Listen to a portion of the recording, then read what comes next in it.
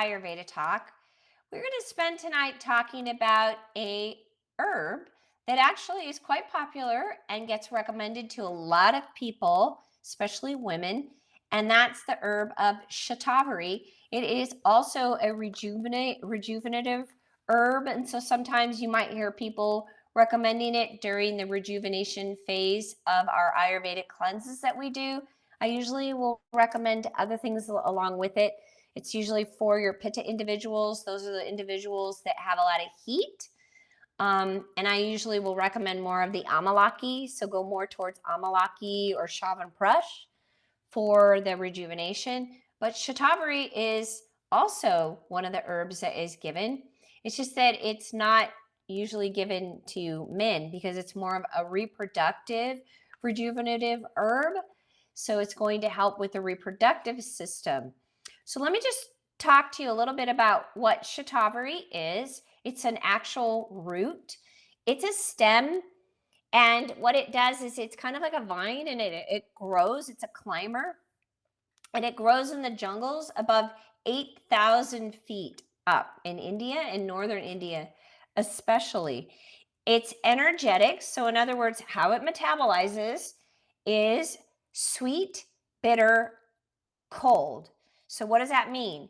It means that it's going to help reduce pitta and vata, but it's not as good if you're kapha, not as good. All right. Or if you have any toxins in your system, you don't want to take shatavari. So, shatavari is going to affect different systems, mostly the reproductive system, but it will also help support all the systems in the body, especially the circulatory system, the digestive system, and the respiratory system. But it is usually often given to people for reproductive rejuvenation. Its actions are: it is a antidiuretic, it is a anti it is a antispasmatic. It is really great. It can be an aphrodisiac. It is also a nutritive and a tonic. Those are the main things that I use it for when I'm recommending it to people. It's main herb used for immune system female reproduction systems. It can be good if you're dealing with cancer, if you are needing to recover from something, especially for female organ debility, sexual debility. It's really good for helping stabilize the system during menopause or any kind of change that's happening during your menstrual cycle. It's good for impotence, infertility, coughs, dehydration, diarrhea, dysentery, I can't say it, fevers, but chronic ones.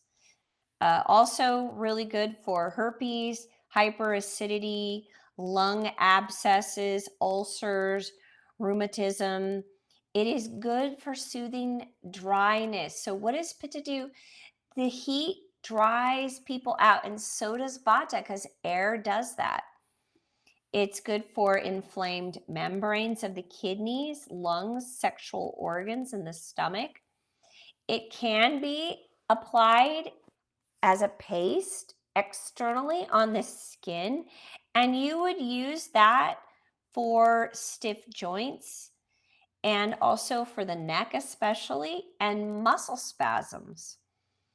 Um, Also, really great for when you take it for increasing breast milk and semen. So that's going to be used for the, again, reproductive purposes. It nourishes the mucous membranes. It helps to clean the blood. So it's a blood cleanser, supplies female hormones nourishment, and it's also really great as an immune system booster. It's good for autoimmune issues. Epstein-Barr strengthens people when they're dealing with, if they have to go through like chemotherapy. So it can be a good herb to take if you're going through chemotherapy. It's very sophic. What does that mean? So when we are looking at foods or herbs or ways of living, those things, there are three categories. You have Sattvic, which means most pure. You have Rajayat, which means active, kind of overreactive, over action oriented. And then you have Tamastic, which means there's inertia involved. And so when somebody says that something is Sattvic, it means it's at its highest potential. And so this is an herb that is a Sattvic herb. So it will help you reach, if you're interested in spiritual type of practices, Shatavari is a great herb in assisting with that. You do not want to use it if you are dealing with congestion or you have too much toxins in your system. So that is why it's a better herb after you've gone through the Ayurvedic cleanse, because when you've gone through the Ayurvedic cleanse, you've already removed all that toxins out of the system. You've gone through a whole 3-week process to do it. And now you use Shatavari as a supportive herb. Very good. You want to prepare it as a decoction. I just use it. I boil hot water and I add a half a teaspoon to a teaspoon and I add it, I stir it, and then I drink it. It can be used with ghee or dosha specific oil and help with drawing the herb a little deeper into the tissues, especially if you use ghee. You will want to have it infused into the ghee. That takes hours. It's a whole process. So I would say find medicated ghee, Shatavari ghee, and I don't know if you could even find that here in the US. Okay, so that is our talk for tonight about the herb Shatavari. I hope that that was helpful for you.